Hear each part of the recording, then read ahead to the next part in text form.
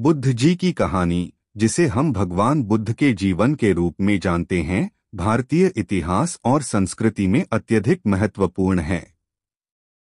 उनका जीवन सरल, प्रेरणादायक और आत्मज्ञान की दिशा में एक अमूल्य मार्गदर्शन प्रदान करने वाला था। आइए हम उनके जीवन के प्रमुख घटनाओं पर ध्यान केंद्रित करते हैं। भगवान बुद्ध का जन्म लगभग 563 ईसा पूर्व में नेपाल के लुम्बिनी क्षेत्र में हुआ था। उनका जन्म सिद्धार्थ गौतम के रूप में हुआ था। वे एक शाही परिवार में पैदा हुए थे। उनके पिता राजा शुद्धोधन थे, जो कपिलवस्तु राज्य के शासक थे, और उनकी माता महामाया थी।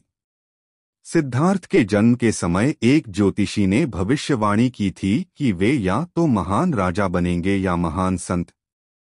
सिद्धार्थ के जन्म के समय उनके शरीर में कई अद्भुत लक्षण थे, जिससे यह संकेत मिलता था कि वे किसी महान कार्य के लिए आए हैं।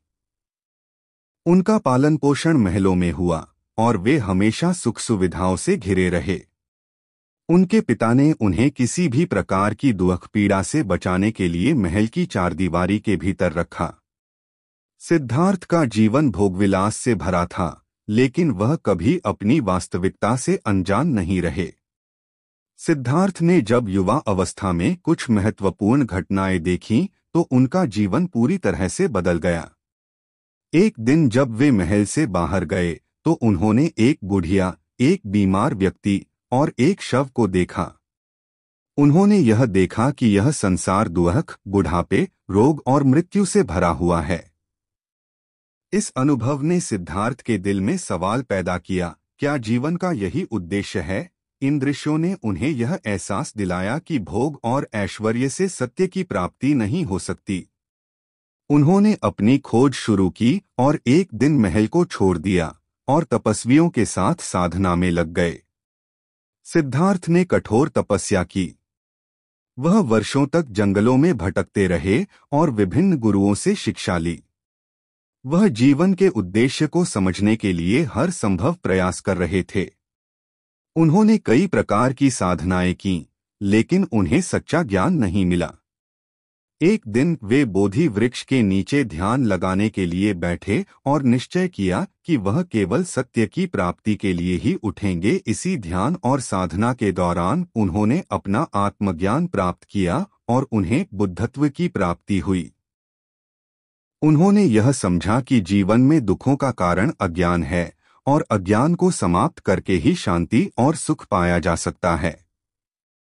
बुद्ध ने यह भी सिखाया कि दुखों से मुक्ति के लिए किसी भी प्रकार के कठोर तपस्या या साधना की आवश्यकता नहीं है, बल्कि जीवन को एक संतुलित और संयमित तरीके से जीना चाहिए।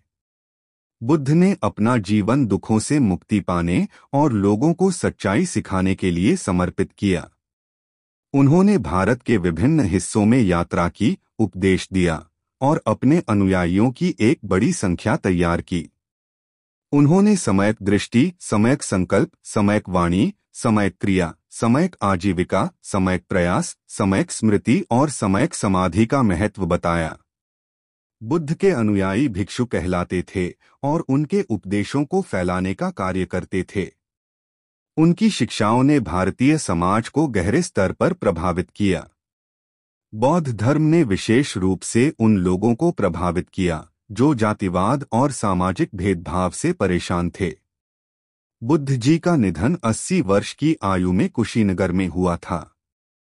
वे मृत्यु के समय अपने शिष्यों से कहते हैं, सभी चीजें परिवर्तनशील हैं, इसलिए हर कोई अपने ही प्रयासों से ज्ञान की प्राप्ति करे। उनका अंतिम संदेश था कि आत्मज्ञान प्राप्त करने के लिए किसी भगवान या बाहरी शक्तियों की आवश्यकता नहीं है, बल्कि आत्म साक्षात्कार से ही मुक्ति संभव है। बुद्ध जी का जीवन एक प्रेरणा है कि सत्य, शांति और ज्ञान की प्राप्ति के लिए हमें आंतरिक साधना और आत्मजागरूकता की आवश्यकता होती है।